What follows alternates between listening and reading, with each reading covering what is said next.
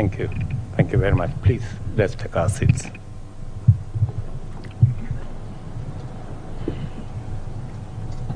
Distinguished guests, ladies and gentlemen,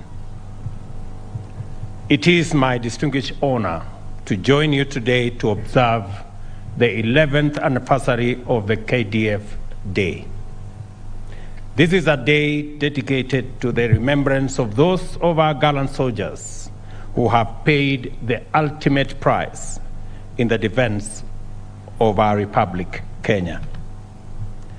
We pay homage to the bravery of our warriors in defending and protecting our sovereignty, territorial integrity in diverse engagements.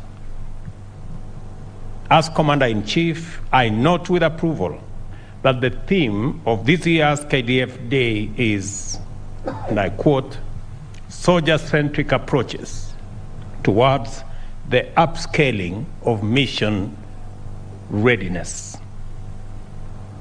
End of quote.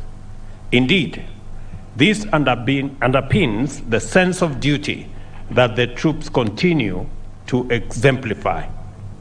Our freedom and sovereignty are hard-won products of great sacrifice that we must always guard with utmost vigilance in honor of those who sacrificed for it and in order for us to achieve sustainable development.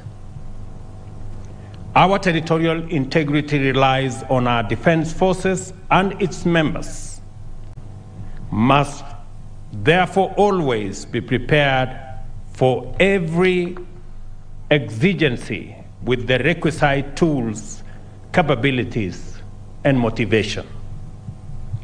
The tip of the nation's spear has always been and will always remain our troops, be they on land, in air, or at sea.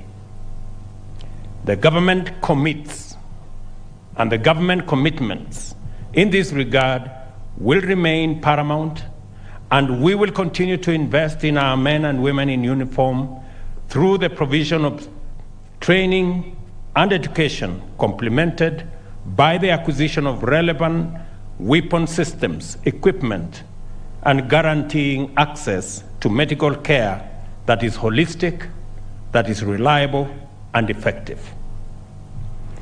The KDF must remain thoroughly professional in order to secure the nation against all threats by offering credible deterrence and also stay robust enough to engage any threat to Kenya's national security and interests.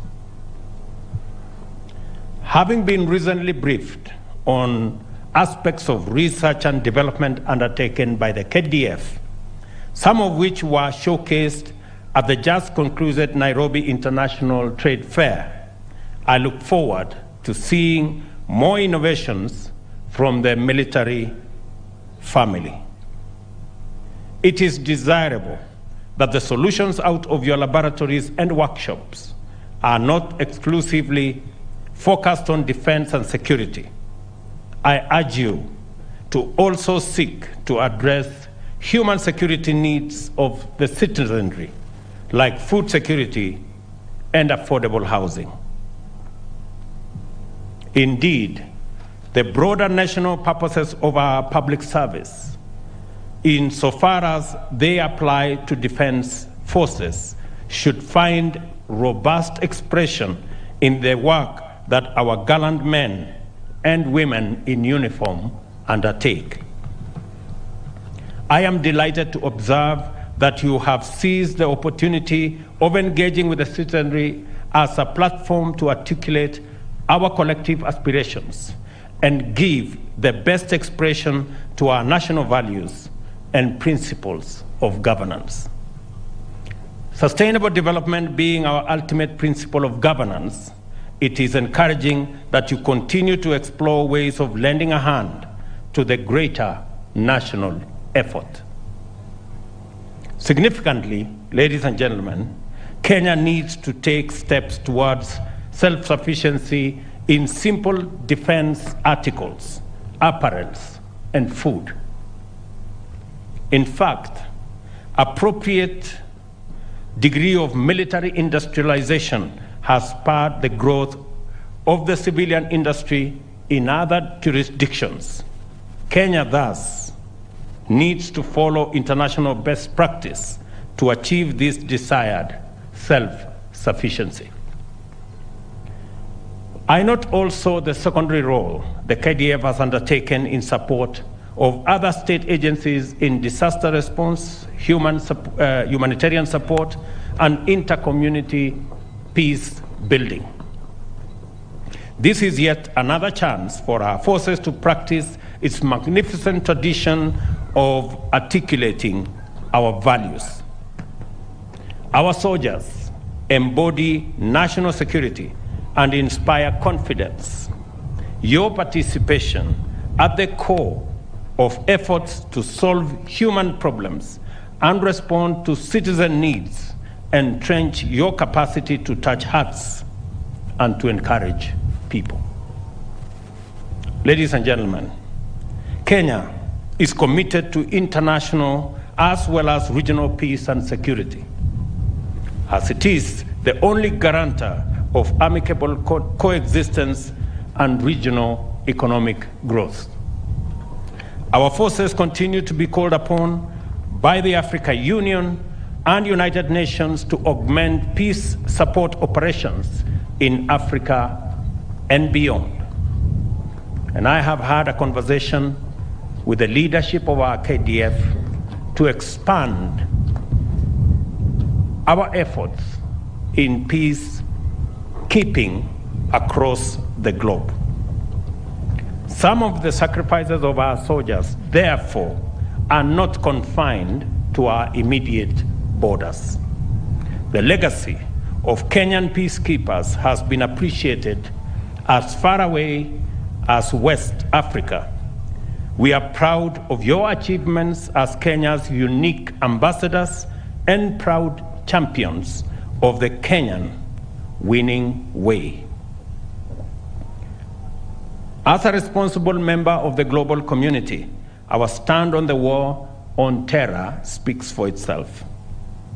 For this reason, KDF is in Somalia, having been invited among other nations to support the United Nations and the African Union Transition Mission in Somalia, formerly AMISOM.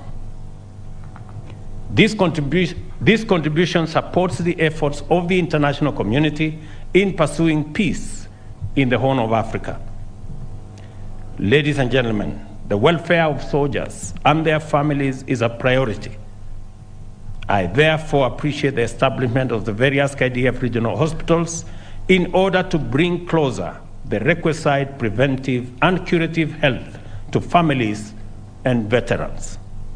This initiative saves costly and lengthy trips to Nairobi for treatment. Ladies and gentlemen, as I conclude, I take this opportunity to rally our distinguished citizens to maintain the noble tradition of honoring the service of all our men and women in uniform, and in appreciating the heroic sacrifices they are called upon to make for us to live in peace and in freedom.